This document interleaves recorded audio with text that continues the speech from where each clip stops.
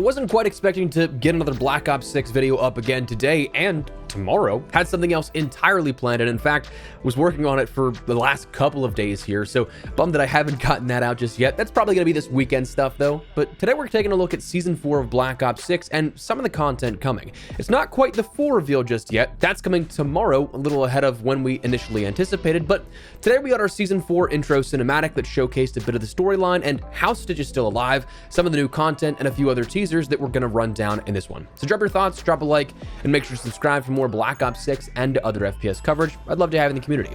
For now, let's get into it. First up, the cinematic itself.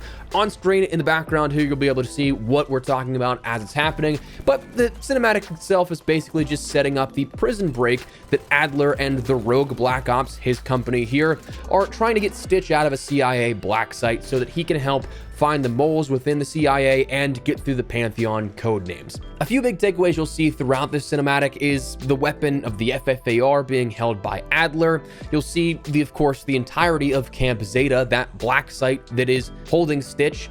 And it kind of, based off of the fly-throughs, I would guess, is a season 4 map here, though nothing's been confirmed just yet. Again, we'll check back tomorrow and see that full listing of everything. One thing that I thought was kind of funny was that Maya from Zombies canonically is breaking out Stitch. So it's a strange crossover here with that, but overall, a nice sort of actual cinematic intro here again. The tunnel sequence with the escort trucks being blown up, that looked like it was rendered in-game, but everything else looked like an actual cinematic that you'd see as a cutscene, so that's cool. But that wasn't the only thing we got here today as a part of the sort of, hey, look out for season 4 type of marketing that Call of Duty put out. We also got an accompanying blog post that talked a little bit about kind of catching people up to speed where the story was, how Stitch got into the black site, how he's of course still alive. It was detailed that after an intense standoff where Stitch revealed the true origins of Perseus, Adler spared his adversary from execution after realizing he'd be more of use alive. Instead, he had Stitch incarcerated at a remote black site prison off the grid and deep inside the Icelandic interior, tucking him away for a day when Adler might need his particular talents. And that day has now come. A deal with the devil has been made, and Adler needs Stitch's help to crack the code names needed to identify and capture the Pantheon moles.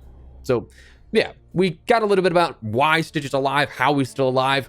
There's a few different plot holes we could probably discuss here at this one, but that's probably a different story for a different day. But outside of the narrative component to it, the blog post detailed and revealed a little bit about some of the weapons, some sort of rewards you can end up getting out of the battle pass, and stuff like that. And starting with the weaponry here, while not listed by name in the blog or anything that if you were to like Control F on the page, you wouldn't see any mention of it, but if you look at the images, you end up seeing the showcases of the LC-10, FFAR, and a lever action rifle as well. One that we haven't really sort of discussed just yet out of what has been teased for season 4. So that's a new one to add to the list as well. The LC-10 even being a part of the images that showcase the Battle Pass Mastercrafts at certain points as well. So you'll have a cool Mastercraft along with that, probably also with the FFAR and the lever action, but 3 weapons here that we know of right off the bat and will probably be again confirmed as of tomorrow.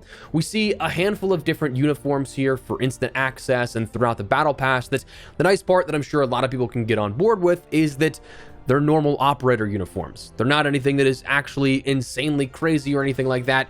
Don't take that as they're not going to exist anymore. I guarantee the shop is still going to be as crazy, as zany as they have been the last couple of months, if not even more over the top. But at least with this battle pass here, what we're seeing right now, it's a sort of Milsim-esque vibe to it, which is at least a nice touch, I guess. It's definitely something that I'll appreciate and I'll rock here at this. But anyways, yeah, that was the accompanying blog post here out of this. But again, still not the only stuff that we saw revealed as of today, or teased, I should say, for season 4. Treyarch also went on a little bit of their own teasing sort of spree here at this, where they on Twitter showcased a few things for game modes and then also a map. They tweeted without context or sort of like explicitly saying, hey, this is the game mode returning in season 4. They tweeted One Shot and a Dream and Last Team Standing. Now, One Shot and a Dream is that classic one in the chamber. That's been a party mode that has been around for ages in the COD franchise. A little surprised that it took as long as it did to end up getting it in Black Ops 6, just because it is one that is such a fan favorite and is so much fun to play. But that should be coming here as of season 4, and again, probably being confirmed officially tomorrow. But Last Team Standing is one that I think is a bit more open-ended and offers more questions than really answers here for this. A lot of people I saw in the replies thought this was going to be grief, which for zombies, I still think is a possibility. I don't know that I'm 100% sold on this happening just yet within Season 4. Still is that weird, I honestly don't know situation, but this would not be for zombies based off the image provided. Multiplayer game mode icons are orange, zombies are red, and Warzone is blue. So with this one being orange, this would signify that we're seeing this in multiplayer in some capacity. Now, what this actually is, who knows? My personal guess would be maybe a gunfight tournament style system game mode.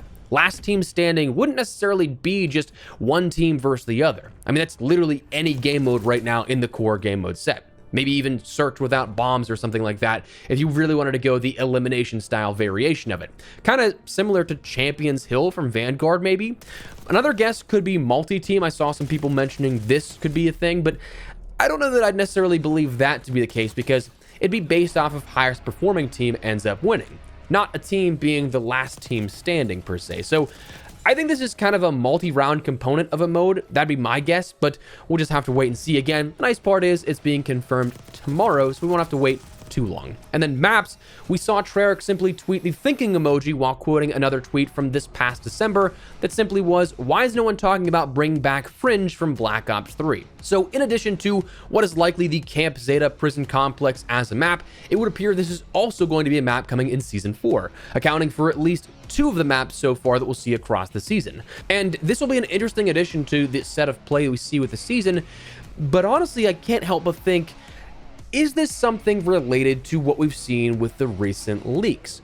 Yesterday, we talked about how there was wall running that was leaked as a function within the game files of Black Ops 6 and the COD HQ, and well, we kind of thought that would be tying into the wall running mechanic that was a sort of parkour 1-2 step that is rumored for Black Ops 7, but what if that's not necessarily the case? What if that is still going to happen in Black Ops 7, but what we see is actually something for Black Ops 6? Is it not just a wild coincidence that the day following we see that, and then when we see new footage also today leaked showcasing thruster movement, that we get the announcement of a Black Ops 3 map coming back? One, that the primary design focus of that map was wall running mechanics. Like that map, if you took out thrusters and wall running mechanics, would be an entirely different map that would kind of cut off half the useful nature of that map if it wasn't in play.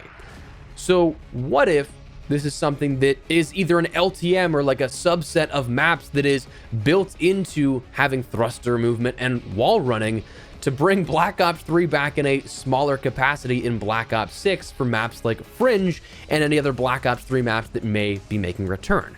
And we don't know what the future holds just yet in regards to Season 4's maps. We'll know tomorrow, of course, but that kind of makes more sense logically than having everything that we've known about Black Ops 7 up until this point kind of turned on its head.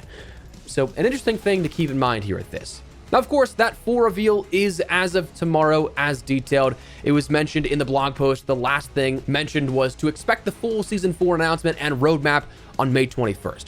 So it's interesting that it's a day earlier. Myself and Immortal were chatting a little bit and wondering if this will be the cause for another staggered reveal and release of Black Ops 6 content on perhaps Wednesday, and then maybe on Thursday we have Warzone's launch like we had with the Season 3 launch. Personally, I'd actually be 100% on board with that. Like, I like the prospect of taking a day to level things, then jump into Warzone with everything 100% ready, instead of having to kind of fight the time in the day.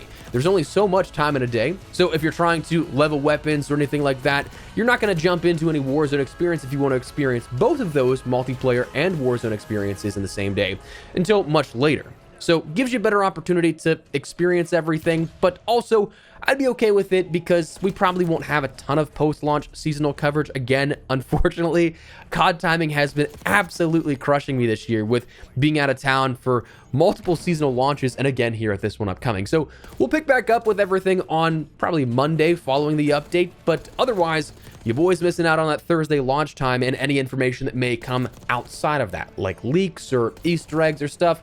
So it'd be kind of cool if we had, you know, a staggered launch where I could maybe prep some stuff in advance. But we'll have to wait and see. Again, tomorrow we'll detail all of that for us. But for now, that is the Season 4 sort of pre-reveal here that was given today. So drop your thoughts, drop a like if you guys enjoyed the video, and make sure to subscribe for more Black Ops 6 and other FPS content. I'd love to have you in the community. But for now, thanks so much for watching. Mine has been Espresso. I'll see you later. Take care, and peace.